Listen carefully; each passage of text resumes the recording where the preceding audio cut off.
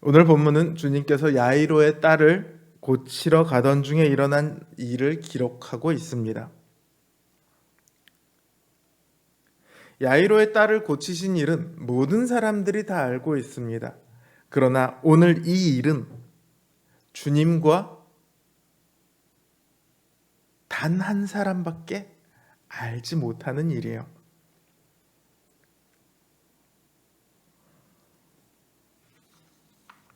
그러나 하나님께서는 우리 모두가 이 일을 알기를 원하셨기 때문에 이 일을 마가를 통해서 기록하도록 하셨습니다.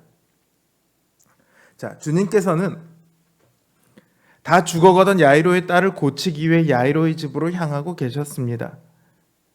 그러던 중에 12년 동안 혈루증 앓던 여자가 주님의 몸에 손을 댑니다. 그리고 그 즉시로 병이 낫게 돼요. 본문을 가만히 읽어보면 제자들은 무슨 일이 일어나는지 몰라요. 예수님 바로 옆에 있던 제자들도 도대체 무슨 일이 일어났는지는 전혀 알지 못했어요.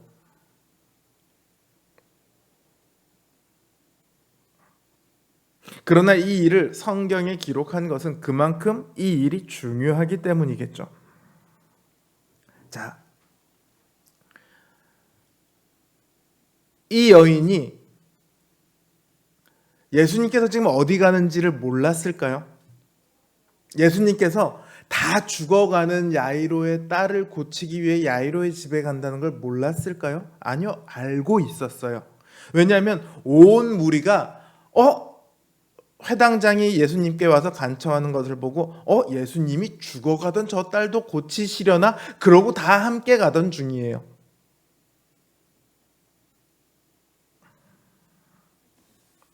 그리고 이 일로 인해 그 중간에 이 여인이 예수님의 옷에 손을 대었고 병이 났습니다. 그리고 예수님께서 물어보시죠. 이 얼마 안 돼 보이는 이 과정이지만 어쨌든 시간이 지체되고 이 여인과 이야기를 하는 동안 야이로의 집에서 사람이 와서 야이로의 딸이 죽었다는 것을 이야기해 줍니다.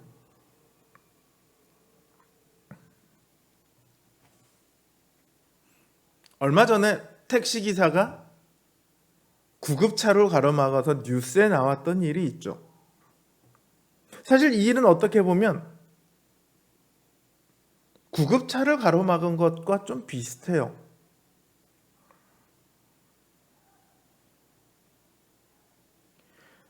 다 죽어가는 야이로의 딸을 고치기 위해 가고 있는데 이 여인이 의도하지 않았던 어쨌든 시간이 지체가 됩니다. 그리고 야이로의 딸이 죽어버리죠.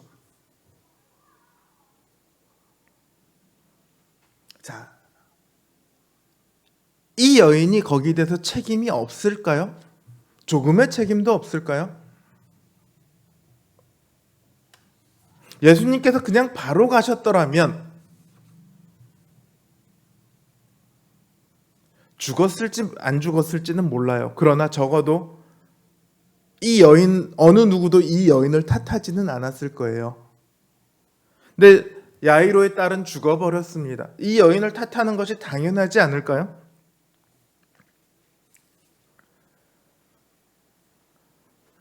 누군가는 이 여인이 이기적이다라고 이야기할지도 모릅니다. 야이로의 딸이 다시 사는 것보다 자기의 병이 낫는 것이 더 중요하다. 이렇게 여겼으니까 그 과정에 이런 일이 일어났겠죠? 맞습니다. 저는 이 여인이 이기적이었을 거라고 생각을 해요.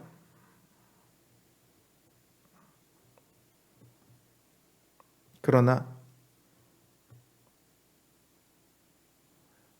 우리가 생각해야 할 것은 이 여인도 그만큼 절박했다는 거예요. 야이로의 딸을 생각할 수 없을 만큼 이 여인은 절박했습니다. 이 여인은 지금 혈루증이라는 병을 12년 동안을 앓아오고 있습니다. 그리고 이 병을 고치기 위해 의원들을 찾아다닙니다. 어느 누구도 고치지 못해요. 12년 동안 의원들을 찾아다니는 동안 있던 재산마저 다 써버리고 빈털터리가 되죠. 혈루증이란 병은 여성의 자궁에서 피가 나오는 병이에요. 몸 안 어디가 어떻게 되어서 나오는지는 모르겠지만 어쨌든 피가 나오고 있습니다. 당장 죽을 병은 아니지 않냐? 좀 어쨌든 12년 동안을 그렇게 살아왔다고 하면 당장 죽을 병은 아닌데 뭐가 그렇게 절박하냐? 이렇게 이야기할 수도 있겠죠. 근데 레위기 15장을 보면요, 유출병에 대한 규례들이 있습니다. 유출병은 몸에서 피가 계속 나오는 병이 유출병이에요. 혈루증도 그 유출병의 일종인 거죠. 이 병은 전염병은 아닙니다. 그러나 하나님께서는 이 병에 대해서 부정하다고 그렇게 규정하고 있습니다. 자신만 부정한 것이 아니라요, 이 유출병에 걸린 사람은 이 사람과 닿는 모든 물건이 다 부정합니다. 닿는 모든 사람이 다 부정합니다. 그러니까 이 병을 가진 사람은 병이 다 나을 때까지는 사람들과 접촉하면 안 됩니다. 사람들이 쓰는 물건을 써서도 안 됩니다. 사람들 많은 곳으로 지나다닐 수가 없어요. 가족들과도 함께 살 수 없어요. 이 병을 왜 부정하다라고 하냐 하면 피가 계속 흘러나오기 때문입니다. 피는 생명을 상징하거든요. 그런데 생명이 계속 흘러나온다는 것은 생명이 소진된다는 것을 의미해요. 그래서 부정하다라고 그렇게 규정을 했습니다. 그러니까 이 병에 걸리면 아픈 건 둘째치고 사람들에게도, 심지어 가족들에게도, 그리고 하나님에게도 인정받지 못합니다. 가까이 갈 수가 없습니다. 이미 그런 병을 12년을 앓고 있습니다. 재산을 다 썼다고요? 그럴만하죠. 가족들과 함께 살고 있지 않을 테니까요. 이 당시에 여성이 혼자서 자기의 생활을 한다는 건 쉽지가 않죠. 하물며 혈루증에 걸려서 어느 누구와도 접촉을 할 수 없는 여인인데 돈을 벌 수단이 없는 거예요. 처음에 갖고 있던 재산이 어느 정도 있었을지는 모르지만 병을 고치느라고 다 썼을 거예요.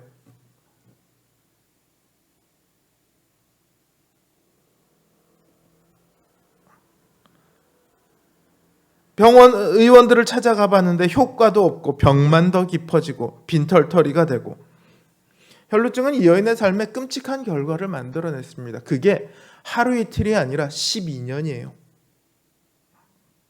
이 여인은 이제 더 이상 어디에도 기댈 곳이 없어요. 재산조차도 없으니까 의원을 찾아가지도 못합니다. 그러던 차에 주님의 소식을 듣습니다. 주님의 소문을 듣습니다. 병을 고치신다더라. 갈릴리 일대 주님의 소문이 났으니까 이 여인도 소문을 들었을 거예요. 그런데 그 주님이 이 여인의 마을에 오셨어요.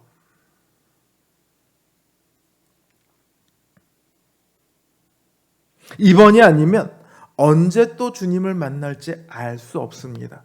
주님이 이 마을에 다시 오실지도 모르겠고요. 주님이 오신다 한들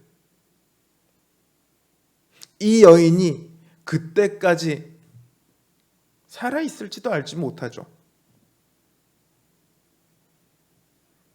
이 여인은 그만큼 절박했습니다. 이번이 아니면 기회가 없다. 지켜만 보고만 있을 수는 없는 거예요.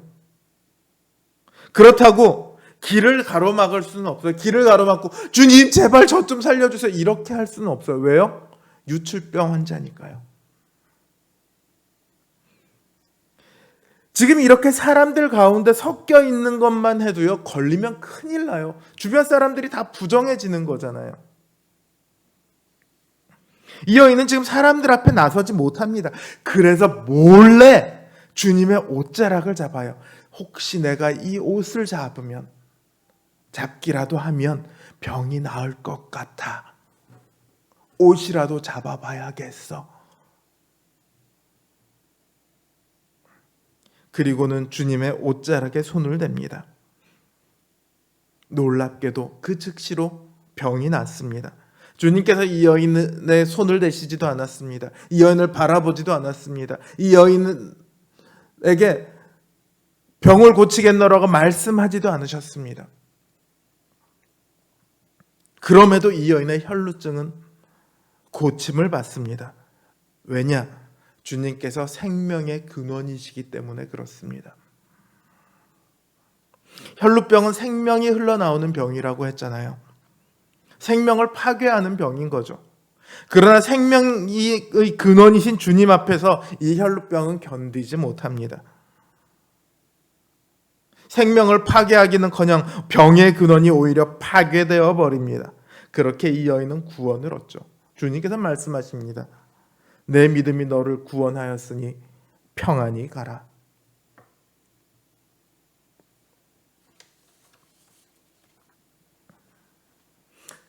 오늘 이 사건은 우리에게 주님께서 행하신 일이 무엇인지를 보여주십니다. 이 5장 전반에 나타난 주님께서 우리에게 행하신 일들을 한번 보십시오. 묶은 자를 풀어주십니다. 피 흘리는 자를 고치십니다. 죽은 자를 살리십니다. 우리가 묶인 자였고, 우리가 피 흘리는 자였고, 우리가 죽은 자였습니다. 묶인 우리를 풀어주시기 위해 주님께서 대신 묶이셨고, 피 흘리는 우리를 고치시기 위해 주님께서 대신 피 흘리셨습니다. 그리고 죽은 우리를 살리시기 위해 대신 죽으셨습니다. 때로 우리는 주님께서 우리의 상황을 모른다고 원망하기도 하죠. 그러나 주님은 결코 우리의 고통을 모르지 않으십니다. 우리를 대신해서 그 모든 고통을 받으셨던 주님께서 왜 우리의 고통을 모르시겠습니까? 오히려 모르는 건 우리죠. 우리는 주님께서 우리를 대신해서 받으신 그 고통들을 잊을 때가 너무도 많습니다. 주님께서 고통을 받으면서까지 우리에게 행하신 그 일들을 잊을 때가 너무도 많이 있어요. 주님을 기억한다면, 그 주님을 믿는다면 우리는 어떤 고통 속에서도 주님을 신뢰할 수 있을 겁니다. 그리고 주님께서 주시는 그 평안을 얻을 수 있을 겁니다. 모든 순간 범사에 감사할 수 있는 그 믿음은 주님께서 하신 일을 내가 잊지 않을 때 가능한 거죠. 주님께서 우리를 위해 행하신 그 일들을 늘 기억하는, 그래서 평안을 누리는 저와 여러분들 되시기를 주님의 이름으로 기원합니다.